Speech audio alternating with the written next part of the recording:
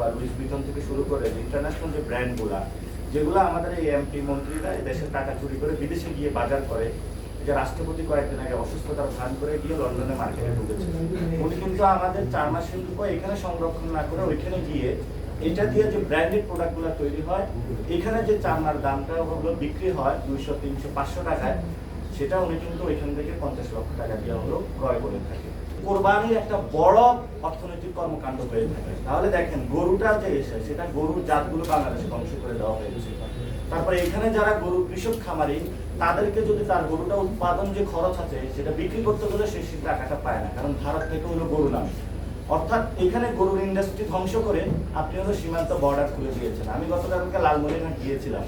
বাংলাদেশের বড় দুইটা রুট আছে যেখান দিয়ে হলো ইন্ডিয়া থেকে গরু ঢুকে, এবং ওইদিকে মায়ানমার থেকেও ঢুকে। একটা হলো ওই যে কক্সবাজারের ওই দিক দিয়ে, আরেকটা হলো লালমনিরহাট।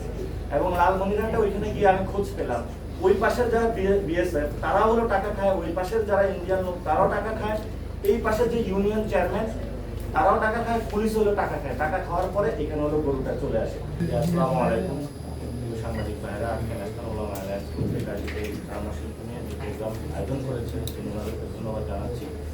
প্রোগ্রামে উপস্থিত হয়েছেন বিভিন্ন রাজনৈতিক দলের নেতৃবৃন্দ এবং লেদার ফাউন্ডেশনের নেতৃবৃন্দ, চামড়া সংরক্ষণ তথা যে পরিষদ আছে সেটার নেতৃবৃন্দ, এবং খেলাফত আন্দোলনের সম্মানিত আমাদের উস্তাদ উনিও উপস্থিত হয়েছেন। এবং আজকে এই যে যারা এই প্রোগ্রামটা আয়োজন করেছে, এটা কিন্তু ভবিষ্যতে বাংলাদেশের যে আলেম ওলামাদের জগৎটাকে অনেকাংশে কিন্তু নেতৃত্ব দিবে। সাহিত্য জগৎ থেকে শুরু করে রাজনীতি সব জায়গাতে ইনশাআল্লাহ ওনারা নেতৃত্ব দিবেন। তা আমরা ন্যাশনাল ওলামা আলায়েন্স যখন গঠন করেছিলাম, আমরা বলছি যে আপনারা শুধু একটা সেক্টরে পড়ে না থাকে, বাংলাদেশের সমসাময়িক ইস্যু থেকে প্রত্যেকটা জায়গায় আপনাদের পদচারণা হবে, কথা বলতে হবে, মেন স্ট্রিম জায়গাগুলো আপনাদের কাজ করতে হবে। ওনারা ইনশাআল্লাহ সেই কাজটা শুরু করেছেন এবং তাদের এই কাজের উত্তরোত্তর সফলতা আমরা কামনা করি। সবাই অনেক ভালো কথা বলেছেন, অনেকগুলো পয়েন্ট নিয়ে এসেছেন। তবে যে জায়গায় এখন চামড়া শিল্পের খেলাটা চলে, খেলাটা কিন্তু এই জায়গায়, খেলাটা হলো আরেকটু উপরে চলে গিয়েছে। অর্থাৎ আমরা আছি র ম্যাটেরিয়ালস যুগে, চামড়া শিল্পের জায়গাটা চলে গেছে ব্র্যান্ডিং এর যুগে। অর্থাৎ আপনার তিনটা সেক্টরে এখন এই রিলেটেড কাজ হয়ে থাকে। একটা হলো যে সিনথেটিক যে প্রোডাক্টগুলো আছে সেগুলা শিল্প জগতে ব্যবহার করাটা অনেক সহজ এবং প্রোডাকশন রেটের আপনার এরোটা অনেক কম আসে, কিন্তু চামড়াতে এই জায়গাটা বেশি আসে। আবার হলো নতুন যে এনভায়রনমেন্টালিস্ট যারা আছে তারা আওয়াজ তুলেছে যে বায়োডিগ্রেডেবল যে প্রোডাক্টগুলো আছে সেগুলো দিয়ে আমাদের এক্সপোর্টগুলো নির্মাণ করতে হবে। ফলত লেদার ইন্ডাস্ট্রিতে কিন্তু আরো নতুন করে দুইটা সেক্টর অ্যাড হয়েছে। অ্যাড হওয়ার কারণে লেদার ইন্ডাস্ট্রিটা একটু কলাপস করেছে। তো আমি আজকে তো সকালে পড়াশোনা করতেছিলাম, কিন্তু হাই প্রিমিয়াম যে ভ্যালু এডেড যে এডিশনগুলো লাইক দ্য গুচি অথবা লুইস ভিটন থেকে শুরু করে ইন্টারন্যাশনাল যে ব্র্যান্ডগুলা, যেগুলো আমাদের এই এমপি মন্ত্রীরা দেশের টাকা চুরি করে বিদেশে গিয়ে বাজার করে, যে রাষ্ট্রপতি কয়েকদিন আগে অসুস্থতার ভান করে গিয়ে লন্ডনে মার্কেটে ঢুকেছে, উনি কিন্তু আমাদের চামড়া শিল্প এখানে সংরক্ষণ না করে ওইখানে গিয়ে এটা দিয়ে যে ব্র্যান্ডেড প্রোডাক্টগুলো তৈরি হয়, এখানে যে চামড়ার দামটা হলো বিক্রি হয় 200, 300, 500 টাকায়, সেটা উনি কিন্তু ওইখান থেকে 50 লক্ষ টাকা দিয়ে হলো ক্রয় করে থাকে। এটা হলো আমাদের যেই মাপে আমরা এখন খেলতেছি র ম্যাটেরিয়াল, এই র ম্যাটেরিয়াল সেক্টর যেমন থাকবে, হাই ইন্ড প্রোডাক্ট অর্থাৎ ফিনিশড প্রোডাক্ট ভ্যালু এডিশন যোগ করে ব্র্যান্ডেড প্রোডাক্টটা আমাদেরকে দেখতে হবে। অর্থাৎ আপনি যদি কোথাও যান, মেড ইন ইতালি লেখা থাকে, made in turkey, made in Vietnam, made in India লেখা থাকে এই চামড়া শিল্পের যে জগৎগুলো আছে। যেমন আমি এক জোড়া জুতা ব্যবহার করি, 2500 টাকা দিয়ে কিনছি, এটা হলো পুরাটাই চামড়া দিয়ে তৈরি এবং পড়তে খুবই আরামদায়ক। আপনি বাটা শোরুমে যাবেন, বলবে যে যারা হলো জুতা দেয় তারা বলবে যে এটা হলো চামড়া, এবং খুব গর্ব করে আমরা কিন্তু ওই প্রোডাক্টটা ক্রয় করে থাকি, যে আমাদের শরীর ভালো থাকবে এবং শরীরে কোনো ক্ষতি হবে না, অনেক রোগ থেকে আমরা হলো নিরাপদ থাকবো। তো সেই জায়গাটা যখন আমরা হাই এন্ড প্রোডাক্টে যেতে পারবো, বাংলাদেশের যে ছেলেগুলো আছে তারা যখন ফ্যাশন ডিজাইনিং ইন্ডাস্ট্রিতে আসতে পারবে এবং সাথে সাথে সরকার এখানে উদ্যোগ গ্রহণ করে দিবে, তখন কিন্তু আমরা এই ইন্ডাস্ট্রিটা ফ্লারিশ করতে পারবো। সেজন্য আমরা আজকে প্রোগ্রাম থেকে দাবি জানাচ্ছি, চামড়া রিলেটেড এই ইন্ডাস্ট্রিকে সরকার সংরক্ষণ করার জন্য একটা আলাদা অধিদপ্তর বানাইতে হবে, যে অধিদপ্তরের মাধ্যমে শুধু কোরবানি ঈদের আগে নয়, কোরবানি ঈদের আগে পরে পুরো বছর ব্যাপী এটাতে রিসার্চ অ্যান্ড ইনফরমেশন থাকবে, সেটাতে পুরো R&D হবে, কাজ হবে। অর্থাৎ আপনার অর্থনৈতিক কর্মকাণ্ডে কিভাবে আমরা ভ্যালুয়েশন করতে পারি সেই জায়গায় কাজ করবে। সাথে সাথে গুরুত্বপূর্ণ একটা জায়গা হলো, বাংলাদেশে তো 90% মুসলমান, এবং এই মুসলমানদের কিন্তু আলাদা ইসলামিক জীবন ব্যবস্থা একটা অর্থনীতি আছে। ধরেন সাদকা, হেবা, দান, জাকাত, আপনি যদি বাংলাদেশের কম্বাইন্ড 90% মানুষের জাকাত অ্যাড করেন, এটা বাংলাদেশের যে ট্যাক্স উঠে ট্যাক্সের চেয়ে এটা হলো 3/4 হলো ছাড়িয়ে যাবে। কিন্তু সেই জায়গাটা তাহলে এই টাকাটা যাচ্ছে কোথায়? অনেকে হলো বিভিন্ন জায়গায় লুঙ্গি বিতরণ করে, কাপড় বিতরণ করে, এটা কিন্তু সাস্টেইনেবল কোনো কিছু হয় না। অর্থাৎ আমাদের যে ইকোনমি রয়েছে, এই ইকোনমিতে ইসলামিক যে ভ্যালু এডিশনের যতটুকু অর্থনীতি তারা যোগ করে থাকে, সেটা কিন্তু হলো একটি গোষ্ঠীর নিজস্ব চিন্তা এবং ইসলামিক জনগণকে এখান থেকে বাদ দেওয়ার জন্য আমাদের মেইন স্ট্রিম যে অর্থনীতি আছে সেটা থেকে তারা বাদ দিয়ে দিয়েছে।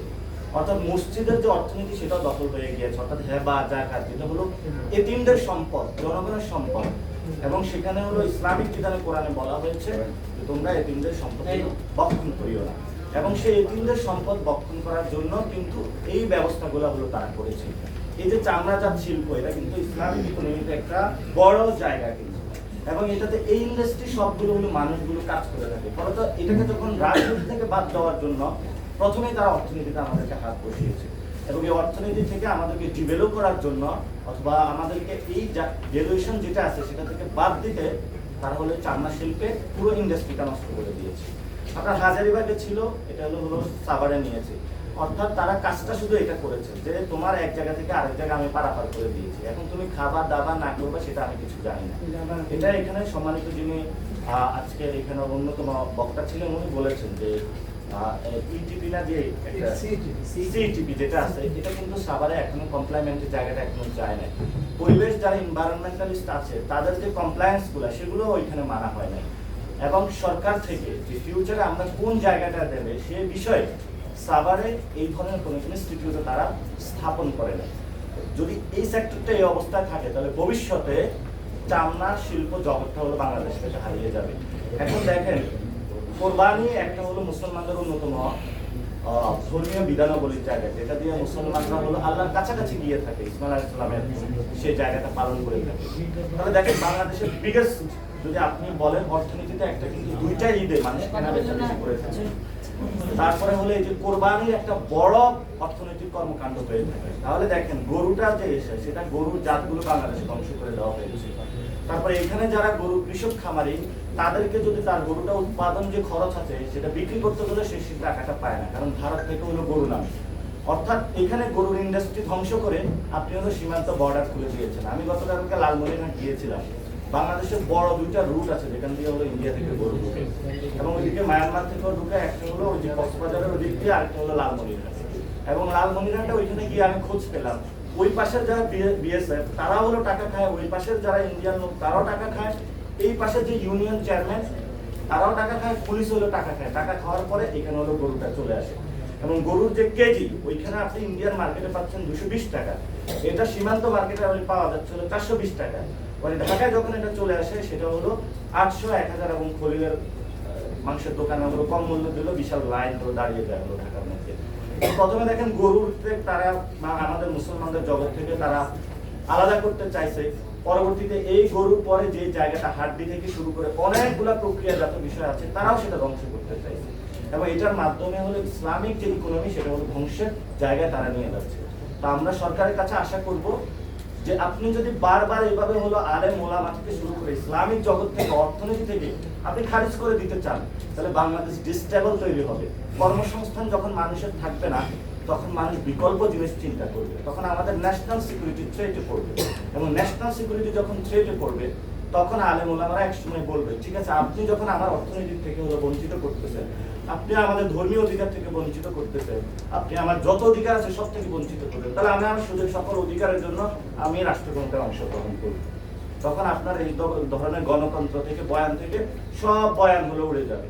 তো সেই জন্য সরকারের কানে পৌঁছানোর জন্য হোক আর সরকার এটাকে গুরুত্ব দিয়ে হোক না দিয়ে হোক, সরকারকে এটা বাস্তবায়ন করতে হবে।